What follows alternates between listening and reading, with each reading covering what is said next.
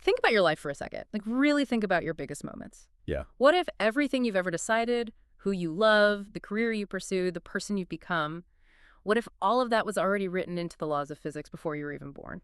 It's the kind of thought that instantly makes you want to rebel, you know? Oh, absolutely. Your immediate instinct is just to say, like, no, I chose my partner, I chose my job, I am in control. But the deeper you look into the actual mechanics of the universe, well, the harder that control is to prove. Right. And that friction, that exact uncomfortable feeling is exactly what we're tearing into today. Welcome to the Deep Dives, by the way. Thanks. Glad to be here. So we have our hands on some just incredible notes and excerpts from a dialogue. It's titled Wired or Willing: The Physics of Human Agency. Yeah, from episode 13 of the Less Scenes podcast. Exactly. Yeah. And our mission today is to explore this massive debate from that source between two astrophysicists about whether human beings actually possess free will. Right. And they aren't just having like a late-night dorm room philosophy chat. No, definitely not. They are dragging neurobiology and astrophysics directly into the conversation. They're forcing us to look at the actual chemistry happening inside our skulls. Okay, let's unpack this because they start with this framework of hard determinism. Yeah, hard determinism. Hmm. Basically, in classical physics, every single event is the direct, unavoidable result of a prior event. Like cause and effect. Exactly. You strike a match, the friction creates heat, the chemicals ignite. It's just a chain reaction. And what the astrophysicists argue is that the human brain, despite its massive complexity, is fundamentally made of the exact same atoms as that match. Wow. Okay, let's ground this in something super mundane. Okay. So this morning I stood in my kitchen and spent a good, 30 seconds debating between making coffee or making tea. The classic dilemma. Right. And I ultimately grabbed the tea. Now, subjectively, I felt the friction of that choice. You felt like you were deciding. Yeah. I weighed the options, I thought about my caffeine intake, and I made, an executive decision. But under hard determinism, my so-called choice was literally an illusion. Yeah, your kitchen debate was just a biological cascade. Cascade. Right. To understand the mechanism here, you have to look at how a brain actually functions.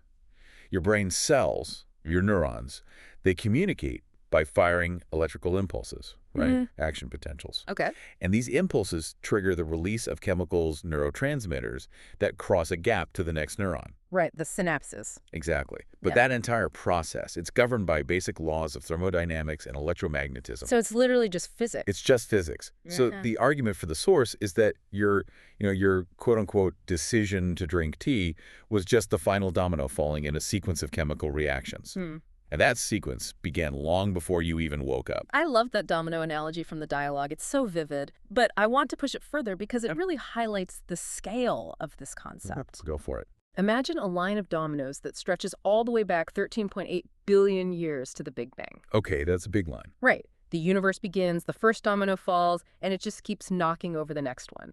Stars form, planets cool, single-celled organisms evolve, humans emerge. Chain never stops. It never stops. The dominoes keep falling a strict, mathematically predictable line until finally a microscopic chemical domino hits a neuroreceptor in my prefrontal cortex, and my arm reaches for the Earl Grey. What's fascinating here is that if this is true, your feeling of agency is simply an evolutionary parlor trick. A parlor trick? That's kind of depressing. I mean, yeah. But the brain constructs a narrative of choice to help an organism navigate its environment, right?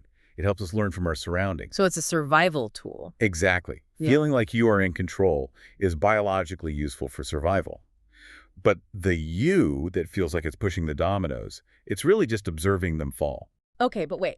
If my brain is just a sequence of chemical reactions, the entire concept of holding someone legally or morally accountable completely collapses. It does. Because, we don't put a chemical reaction in prison. We don't get angry at a calculator for outputting the wrong number. Right. If every action is just a biological domino falling, how does society even survive that realization? And that is the exact crisis the source material addresses. It brings up this really profound concept called the perimeter of ignorance. Yes. I kept circling that phrase in the notes, the perimeter of ignorance. Yeah. It basically describes the historical boundary of what we do not understand about human behavior. Okay. So for centuries, the perimeter of ignorance was massive. We didn't understand brain chemistry or trauma or genetics. We just didn't have the science. Right. So we filled those vast, uncharted spaces with the concept of free will and character. If someone acted erratically or violently, society just said, oh, they have a bad character, or they made a wicked choice. So free will was basically the catch-all explanation for behavior we couldn't scientifically map yet. Exactly. But as science advances, the shadows disappear. They do. I was thinking about real-world examples of this while reading the dialogue. Specifically, the famous case of Charles Whitman from the 1960s. Oh, yeah. That's the perfect example. It's so tragic, but so relevant. For those who don't know, he was an Eagle Scout, a Marine, a generally well-regarded guy. But he suddenly started writing in his journal about these overwhelming, irrational, violent impulses. He knew something was wrong. He did. And eventually, he committed a horrific mass shooting at the University of Texas. But after he died, an autopsy revealed a pecan-sized tumor pressing directly against his amygdala. The part of the brain that regulates fear and aggression. Right. And the Whitman case is just the quintessential example of the shrinking perimeter of ignorance.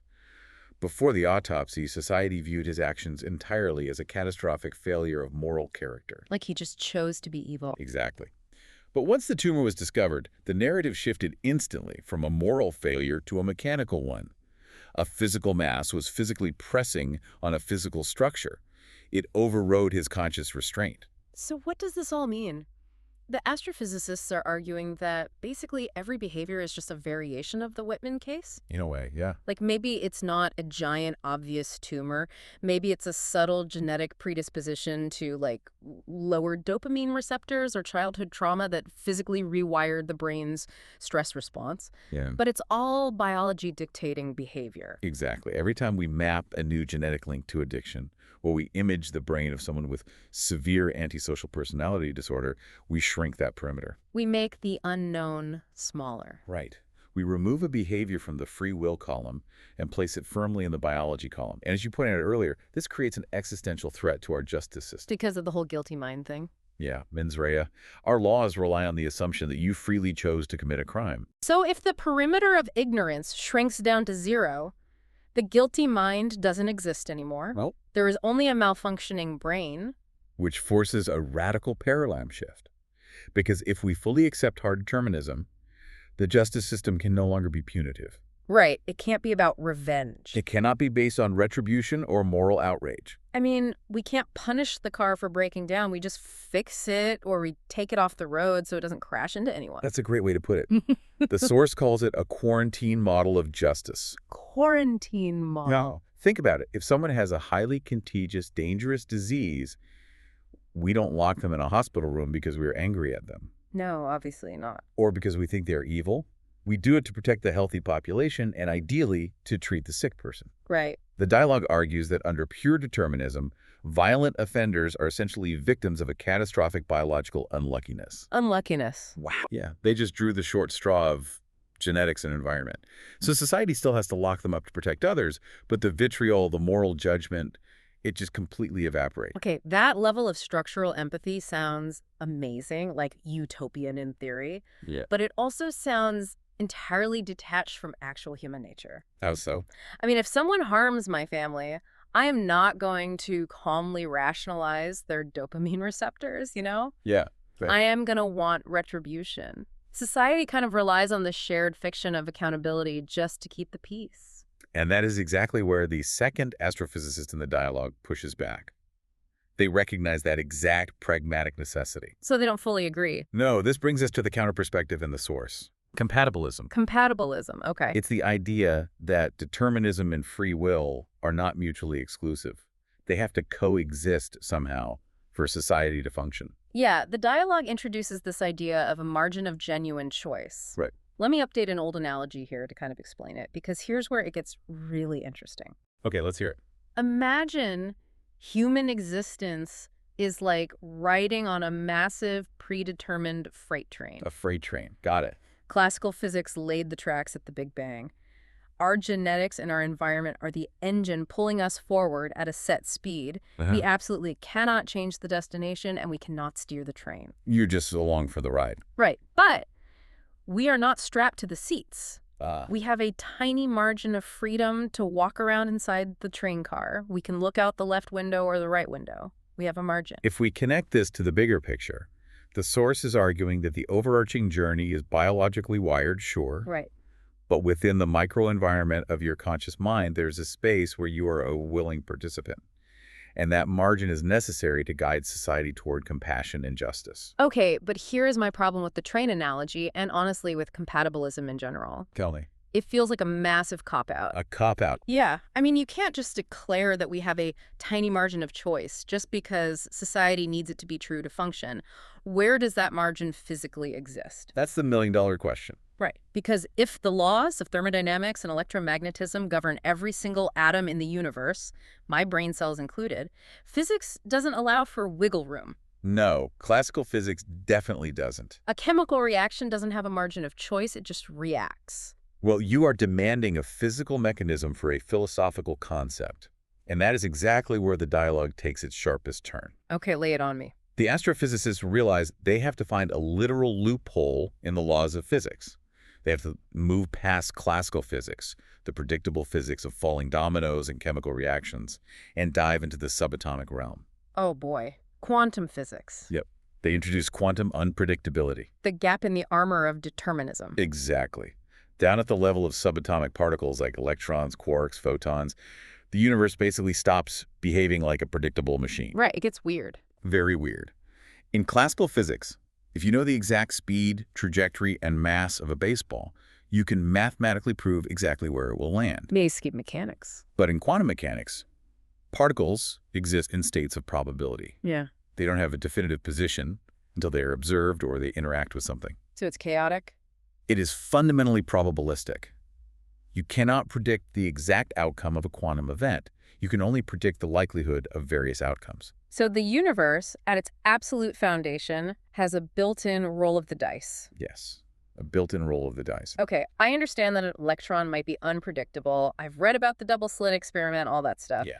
But how does that scale up to me standing in my kitchen choosing tea over coffee? My brain isn't a subatomic particle. No, it's not. It's 3 pounds of very macroscopic, very wet biological tissue. So how does quantum weirdness affect my thoughts? This is where we look at the synapses again. Remember we talked earlier about neurons communicating across a gap using neurotransmitters. Right, the chemical cascade. Well, those synapses are incredibly microscopic. The actual channels that let sodium and potassium ions flow in and out of a brain cell to trigger a thought, they were only a few atoms wide. Wait, really? Just a few atoms? Just a few atoms. So they are actually small enough to be subject to quantum effects. Exactly. The source material highlights theories suggesting that the release of a single neurotransmitter vesicle could theoretically hinge on a quantum event. Oh, wow. Yeah. If a single ion's position is dictated by a probabilistic quantum cloud, rather than strict classical determinism, then the firing of a neuron is not guaranteed. It's not a falling domino anymore. No. It comes down to a microscopic coin flip. Okay, that is wild. It's like the brain is a highly sensitive pinball machine. A pinball machine. I like that. Yeah, think about it. Classical biology, my genetics, how tired I am, what I had for dinner last night, all of that sets the flippers and the bumpers. That's the predetermined structure. Exactly. But quantum unpredictability is like a microscopic random tilt of the machine happening millions of times a second. Right. Which means the exact path of the pinball is fundamentally impossible to calculate beforehand. The physical determinism of the brain is not a closed, airtight loop. There is an actual biological mechanism for unpredictability. Okay, I see the loophole. But I'm going to play devil's advocate and attack it anyway. Let's hear it. Let's say my brain is constantly influenced by quantum coin flips at the synaptic level.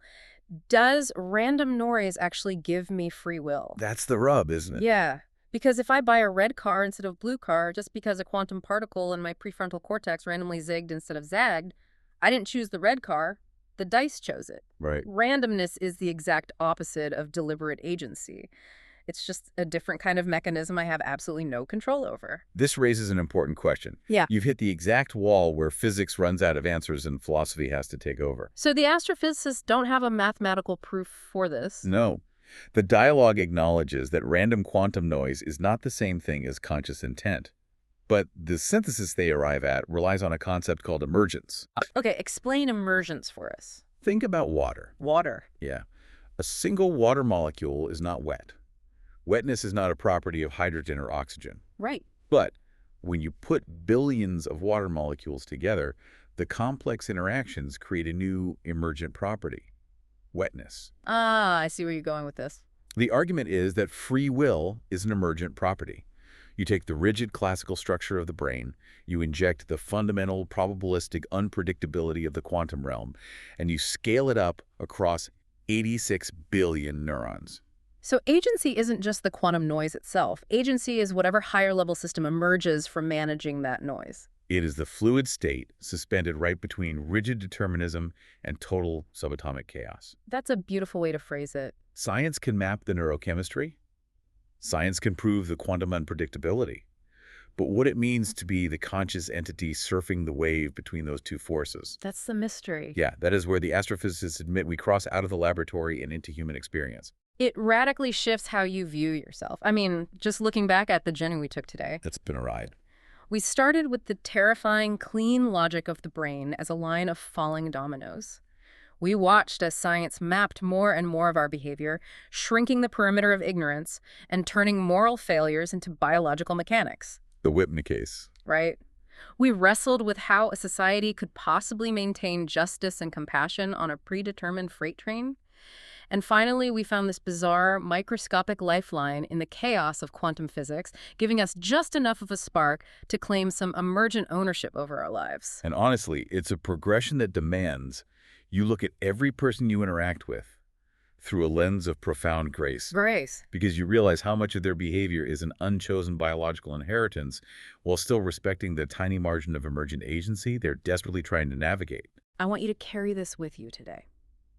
The next time you make a decision, whether it's an agonizing career choice, a fight with your partner, or just standing in the kitchen choosing between coffee and tea, ask yourself, are you genuinely willing, or are you beautifully biologically wired? And as you examine your own actions, consider one final concept built directly off the idea of the perimeter of ignorance. Okay. We discussed how that perimeter, the boundary of what we don't know about the brain, keeps shrinking. Right. Well, imagine a future where neuroscience and quantum computing become so flawlessly advanced that they shrink the perimeter of ignorance down to absolute zero. Zero unknowns. Zero.